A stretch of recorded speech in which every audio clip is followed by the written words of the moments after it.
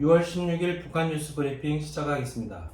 북한 노동당이 김정은 총비서 주재로 당 중앙위원회 전원회의를 열었습니다. 미국의 대북정책 실무 책임자로 불리는 국무부 동아태 담당 차관보 임준 청문회가 열렸습니다. 요즘 북한 주민들이 코로나 백신에 대한 관심이 높아지고 있다고 합니다. 먼저 첫 번째 소식입니다. 북한 노동당 김정은 총비서 주재로 당 중앙위원회 전원회의가 열렸습니다. 김정은 총비서는 이 자리에서 식량 문제 대책, 코로나19 대책, 반사회주의 극복 등을 언급했다죠. 이달 상순에 개최하겠다 하더니 딱 15일에 열었습니다. 이번 회의는 이제 오늘까지 계속될 것으로 보이고요. 어제까지 회의 내용들 북한 매체가 보도한 걸 살펴보면 우선 안건으로는 주요 국가 정책들의 상반기 평가, 또 올해 농업 대책, 그리고 코로나19 비상 방역 상황에 대한 대비, 또 인민 생활 향상을 위한 당의 육아 정책 개선, 그리고 조직 문제, 마지막으로 현 국제 정세에 대한 당의 대응 문제, 이런 것들이 주요 의정으로 상정됐다 보도가 나왔습니다. 의정이라는 말은 이제 북한말로 우리말로 하면 안건 그런 뜻인데요. 일단 상반기 평가 내용을 보니까 김정은 총비서가 이런 말을 했네요. 현재 우리 앞에 가로놓인 여러 가지 애로와 난관으로 인해 국가계획과 정책적 과업들을 수행하는 과정에 일련의 평형들도 산생됐다. 산생됐다 이 말 좀 낯선 말인데 북한 말인데 뭐 만들어졌다 이런 말이죠. 김정은이 사실은 당 조직 행사 때마다 요즘에 간부들에게 원칙 규율 이런 것들을 많이 강조해 왔는데요. 이번에도 또 편향이 있었다 이런 지적을 잊지 않았네요. 또 지난해 태풍 피해로 알곡 생산 계획을 미달한 것으로 해서 현재 인민들의 식량 형편이 긴장해지고 있다 이렇게 지적했습니다.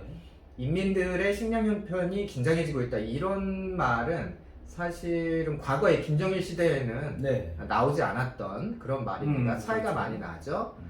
국가 계획에 잡혀있는 식량 배급 통계 이런 것만 놓고 회의하던 과거에는 뭐 이렇게 하면 됩니다 하고 이제 이런 식으로 넘어갔기 때문에 당 고위 회의에서 식량 형편이 긴장된다 이런 표현 쓰지 않았는데요. 어쨌든 이런 표현까지 쓰는 거 보니까 북한 당국이 자기들의 국가 공급 계획만 확인하는 것이 아니라 요즘에는 종합시장 물가도 좀 모니터링하는 거 아니냐 이런 생각도 해봤습니다. 코로나19와 관련된 평가도 나왔는데요. 김정은은 비상방역 상황의 장기화 이런 표현을 썼고요. 인민들의 식의주 보장을 하기 위한 투쟁의 장기화 또 이렇게 말하기도 했습니다. 그러니까 경제지도기관들이 비상방역이라는 불리한 환경 속에서 그에 맞게 경제사업을 치밀하게 조직해라 이렇게 지시한 것으로 보이고요. 비상방역 장기화라는 것은 어쨌든 속 얘기는 중국과 무역 중단 장기화 이런 의미가 아니겠습니까? 그래서 또 북한 주민들의 식의주, 의식주 문제도 장기적으로 공급 대책을 만들어라 이렇게 지시한 것으로 보이고요. 사실은 이 의식주 문제를 장기적으로 해결하려면 북한 내부에서 더 만들던지 아니면 중국에서 더 많이 들여오던지 이 두 가지 옵션밖에 없는데 북한 내부의 생산 증대는 계속 하던 말이고 결국은 중국에서 수입해오는 문제에 대해서도 방역이라는 원칙 아래 체계적으로 좀 열고 진행을 해라 이런 메시지로 해석이 되고 있습니다. 또 김정은이 이 비사회주의와의 투쟁 또 강조를 했어요. 비사회주의 정말 싫은 모양이에요. 이번에도 이런 말도 했네요. 우리식 사회주의 전도와 인민들의 운명이 걸려있는 반사회주의, 비사회주의와의 투쟁을 더욱 공세적으로 실속 있게 전개해 나가는 데서 지침으로 삼아야 할 원칙적 문제들 이렇게 좀 또 말을 해준 모양이에요. 반사회주의, 비사회주의 투쟁을 더 강화해라 이런 의미인데 한류, 한국과 관련된 거 이런 거 철저히 차단하겠다 이런 의미고요. 범죄로 다루겠다는 거죠. 이런 의지를 당 간부들에게 다시 확인한 것으로 보이고요. 또 한편으로는 중국에 대한 환상도 경계하라 이런 메시지가 담겨 있는 것 같아요. 지금 북한이 코로나19 문제 때문에 국경을 좀 닫고 있지만 어쨌든 중국과 무역하고 또 중국에 돈 벌러 나가고 중국 사람들 받아들이고 이런 것이 당론처럼 확정이 되어 있기 때문에 중국과 관련된 문제에서 특히 간부층들 중국을 더 많이 접촉하는 간부층들 이들에게 이제 반사회주의, 비사회주의 이런 투쟁을 계속 강조할 것으로 보입니다.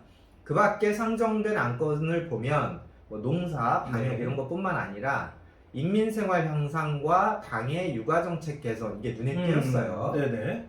사실 북한이 김정일 시대에는 성장정책이랄 게 별로 없었고 너무 네. 뭐 전체적으로 어려워졌고 망했으니까요. 사실은 김일성 시대 그러니까 60년대 중반부터 본격적으로 성장정책을 구사하게 됩니다. 네.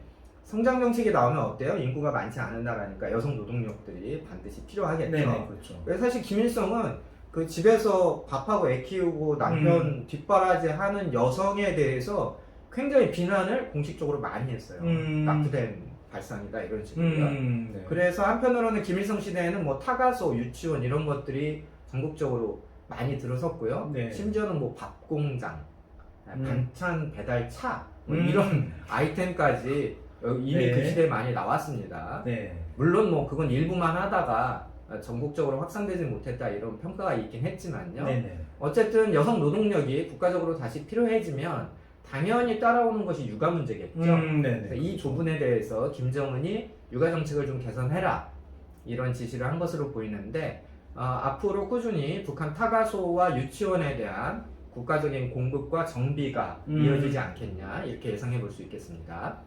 네, 한편 어제 김부겸 총리가 6.15 남북 정상회담 기념식에서 북한을 향해서 코로나19 극복을 위한 이 교류 협력을 시작하고 또 이산가족 화상상봉 같은 작지만 중요한 일부터 시작하자 이렇게 말했어요. 근데 대남 관계나 뭐 대미 관계 뭐 이런 문제들에 대해서는 어떻게 다뤄졌을까요? 예, 어제 첫날 회의에서는 대남 정책, 대미 정책은 나오지는 않았습니다. 다만 상정된 안건 중에 현 국제 정세에 대한 분석과 우리 당의 대응 방향에 대한 문제 뭐 이걸 논의하겠다고 올려놨기 때문에 네. 아마도 오늘 회의에서 다뤄지거나 만약에 회의를 하루 더 한다 그럼 네. 내일 회의쯤에서 다뤄질 전망이고요.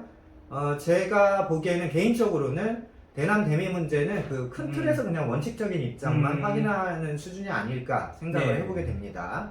우리는 우리의 길을 가겠다. 주변 돌아보지 않고 우리의 길을 가자. 이런 식으로 퉁칠 가능성이 있는데요. 네. 특히 대남 정책에 대해서는 아예 언급이 없을 가능성도 매우 높아 보입니다. 아, 네. 저희가 그런 말 하죠. 악플보다 더 두려운 게 무플이다. 네. 이런 말까지 있는데 지금까지 김정은이 사실 한국에 대해서는 대놓고 무시하거나 이렇게 뭐 유령 취급하듯이 이런 정책을 하고 있는데 이번 당중앙위 전원회의에서도 특별히 국면 전환을 시도할 만한 동기가 없어 보입니다. 네네. 마지막으로 남은 안건에 이제 조직 문제가 있죠. 조직 네네, 문제라고 그렇죠. 하는 건 조직 체제 개편, 인사 이런 겁니다. 상반기 평가를 기초로 문책당할 간부들도 나올 것 같고요. 또 이 일을 대신해서 새롭게 등용되는 간부들도 있을 텐데 어쨌든 가장 관심이 모아지는 것은 김정은 총비서 바로 밑에 그 대리인 지위를 갖는 제1비서 장기학에서 신설하지 않았습니까? 그렇죠. 현재 노동당 중요회의 때마다 조용원 비서가 항상 네. 김정은 오른쪽에 네. 앉아 있는데요. 이번에도 그랬고요. 네네. 조용원 비서가 정치국 제1비서 가장 유력해 보입니다. 지켜봐야겠죠. 이 당 중앙위원회 전원회의 소식은 내일 계속 전해드리겠습니다. 네, 다음 소식입니다. 미국의 대북정책 실무 책임자로 불리는 국무부 동아태 담당 차관보 인준청문회가 열렸습니다. 일단 제재를 이행하는 것이 중요하다 이런 입장이 확인됐어요. 예, 데니얼 크리튼 브링크 미국 국무부 동아태 담당 차관보 지명자가 15일 미국 상원에 나갔습니다. 외교위 인준청문회를 거쳤는데요. 저희가 미국의 소리 방송 보도를 주로 소개를 해드리겠습니다. 지명자의 말을 들어보면 제재 집행과 억제에 의존하는 동시에 실용적이고 잘 조율돼 있으면서 민주주의에 열려있는 대북 접근법을 지지할 것 이렇게 말했습니다. 제재, 억제, 민주주의 이 세 가지 키워드가 한 문장에서 보이는데요. 제재라는 키워드는 뭐 앞으로 계속 북한 제재하겠다 이제 이런 뜻인 거죠. 제재를 풀어주거나 낮춰주는 거 이런 거는 뭐 대북 협상에서 옵션으로 생각하지 않는다 이런 취지인 것 같고요. 억제라는 단어가 나왔어요. deterrence. 예, 억제, 억지.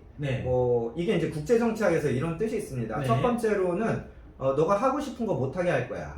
그리고 두 번째는 너가 그거 하면 손해본다, 다친다, 뭐 이게 억제 뜻이거든요. 네네. 요즘 아이들 키우시는 분들, 저도 마찬가지인데 답답한 일 많죠. 네. 집에서 매일 게임만 하고 있거든요. 그렇죠. 그럼 이게 억지, 부모로서 억지면 두 가지 방법이 있어요. 하나는 컴퓨터를 치워버리는 겁니다. 그렇죠. 근데 이제 온라인 수업 때문에 그러지 못하고 있어요. 네. 두 번째는 게임을 하면 그거에 맞는 페널티를 줘서 전체적인 총량에서 손해를 주는 거예요. 예를 들면 용돈을 안 주겠다. 아, 네. 근데 또 요즘에 밖에는 안 나가니까 용돈 안 주겠다는 게 좀 억지력으로 떨어집니다. 네, 그 종합적으로 실효성이 없죠. 예, 그래서, 네. 그래서 요즘에 아주 죽겠습니다. 네. 이게 억제라는 개념이에요. 그래서 핵미사일 개발 못 하겠다든지 그걸 하게 되면 이런 손해를 겪게 될 거야. 이런 메시지를 주는 게 억제 정책이라고 우리가 볼 수 있는데, 네. 물론 이제 이 억제라고 말은 쓸 때에도 이제 그런 의문점이 남습니다. 그럼 지금까지 만들어 놓은 핵무기는 어떻게 할 건데?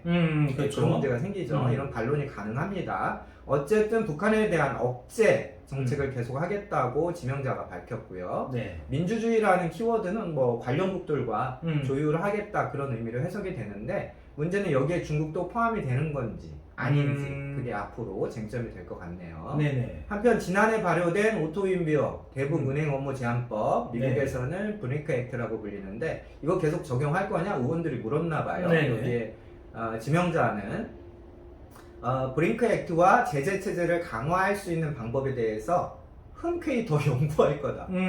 더 파겠다는 거죠. 네네. 그리고 덧붙인 것은 유엔의 제재 도구와 함께 우리가 지닌 제재 도구로 우리의 비핵화 목표 이루는 것을 아주 중요하게 생각한다. 미국의 단독 제재뿐만 아니라 유엔 제재도 동시에 진행하겠다 이런 뜻을 밝혔고요.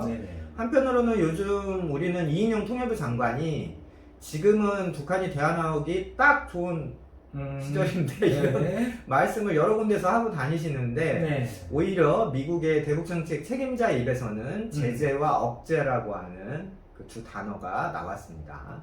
네, 우리 입장에서는 미국의 이 대북 정책과 더불어서 대중 정책도 중요하지 않습니까? 그래서 중국과 관련돼서는 뭐 어떤 발언들이 나왔을까요? 예, 크리튼 브링크 지명자는 그 미국 국무부 대외 정책을 설명하는 그 순서에서는요, 이렇게 말을 했네요. 동맹과 파트너 국가들과의 관계 재설정화. 관계 재설정화. 이런 것을 1순위로 꼽았고요. 두 번째 순위는 중국과 전략적 경쟁에서 우위를 선점한다. 이렇게 얘기를 했다고 해요. 그러니까 사실 트럼프 대통령 행정부 시절에는 세상이 어떻게 돌아가든 뭐 우리는 상관 안 해. I don't care. 우리는 우리 돈만 벌면 돼. 이게 이제 미국 행정부의 입장이었다고 우리가 이해를 하고 있었는데 바이든 정부에 와서는 동맹 국가들과 관계를 다시 복원하겠다. 미국 국익에 맞게 동맹, 파트너 관계를 다시 구축하겠다. 그런 큰 그림 속에서 이제 중국에 대해서는 우리의 가장 큰 지정학적 시험대다 이런 표현을 썼어요. 전략적 경쟁에서 우위를 선점하겠다 다짐을 했고요. 이분이 사실은 그 이번에 지명되기 전에 베트남 주재 대사셨고요. 그 전에는 또 미국 국무부에서 북한 담당 선임 고문, 또 백악관 국가안보회의 NCS 아시아 담당 선임 보좌관, 외교관 27년 차라고 하세요. 근데 24년을 주로 중국의 동쪽에서 이렇게 중국을 봤던 그런 분입니다. 네, 마지막 소식입니다. 요즘 북한 주민이 코로나 백신에 대한 관심이 높아지고 있다고 하는데요. 자유아시아 방송 15일 보도인데 특히 미국산 코로나 백신에 대해서 기대감이 높다고 하죠. 예, 자유아시아 방송이 평양 소식통 이야기를 소개를 했네요. 요즘에 북한에서 국가에서 중국산 백신을 들여왔다 이런 소문이 돌고 있는 모양이에요. 소문이 도니까 이제 그 소문을 들은 주민들이 아니 중국산 백신은 미국이나 유럽에서도 인정받지 못했는데 뭐 이제 이런 말을 또 이렇게 화답을 하는 모양입니다. 이 소식통분의 말을 보면 평양 시민들은 미국과 유럽에서 개발한 코로나 백신이 전 세계 국가들에게서 활발히 접종되고 있다. 이걸 이제 하나 들으시는 거고, 뭐 주재원들을 외국 나가 있는 사람들을 통해서 어찌저찌 듣기도 하고, 또 원래 외국 방송도 뭐 보시고 듣고 하는 모양이죠. 또 하나는 국가에서 지금 그 미국산 백신을 무조건 깎아내렸다. 미국산 백신을 깎아내리고 결국은 뒤로는 또 중국이나 러시아 쪽에 좀 백신 좀 달라, 무상 지원 좀 해달라 이렇게 요청한 것으로 이제 소문들이 도는 모양이에요. 또 이런 소문도 있답니다. 네. 지난 5월에 중국산 백신이 들어왔다. 들어왔다. 소문이 돈다는 거예요. 그런데 중앙기관 간부들부터 먼저 접종하고 있다. 우리는 사람이 아니냐 뭐 이제 이런 반발이 있을 수 있겠죠. 그러니까 이제 뭐 백신에 대한 관심도 높고 근데 백신이 미국 거 유럽계 좋다던데 네네. 왜 우리는 그 중국산을 혹은 러시아산을 달라고 하나 뭐 이제 이런 반응들을 소개하는 기사였습니다. 저희 회사에서 파악하기로는 지금까지 북한 주민분들이 네. 방역 수칙을 굉장히 잘 지키고 계세요. 네네네. 북한 분들이 원래 그 전염병에 대한 트라우마가 우리보다 아주 강하시거든요. 네네. 뭐 파라티푸스 이런 전염병은 증상은 코로나19와 매우 유사한데요. 네네. 이런 전염병은 뭐 지금도 수시로 발병을 하고 있습니다. 네네. 그래서 주민들 스스로가 이제 뭐 전대미문의 이 코로나19라는 전 지구적 전염병에 대한 경각심이 저희보다는 훨씬 높은 것으로 저희가 추정을 하는데, 그러니까 북한 주민들 사이에서 뭐 턱스크 이런 것도 없고요. 뭐 모여서 몰래 술 마시고 이런 것도 없다고 해요. 지금까지. 또 어디 장거리 여행 갈 때는 방역 확인 증명서 꼭꼭 챙겨가지고 다니시고, 문제는 이런 상황이 벌써 1년하고 반이라는 거죠. 그렇죠. 네, 저희도 지쳐가고 있는데 또 북한 주민들도 마찬가지로 지치는 맛이 있겠죠. 그런데 북한 당국은 사실은 이 방역 대책에 대해서 이제 각성해라, 해지면 안 된다, 네네. 이런 말은 하고 있지만 앞으로 그럼 이것을 어떻게 완전히 극복할 거냐는 로드맵은 아직까지 내놓고 있지 않습니다. 백신 계획 같은 거, 백신 접종 계획 같은 거 이런 거 아직 북한 내부에 알리고 있지 않기 때문에 네네. 상대적으로 북한 주민들이 이제 먼저 백신에 대한 관심이 높아지는 것으로 추정이 되고요. 어쨌든 여러 번 말씀드렸는데 북한 당국이 좀 하루라도 빨리 네. 뭐 중국에서 시노백을 받아오든지 아니면 지금 준비 중이잖아요. 코백스 네네. 백신을 도입해서 그렇죠. 빨리 접종 일정을 시작하게 되면 주민들의 이런 불안이나 걱정도 좀 누그러지지 않을까 생각을 해봅니다. 네, 오늘 북한 뉴스 브리핑은 여기까지입니다. 감사합니다.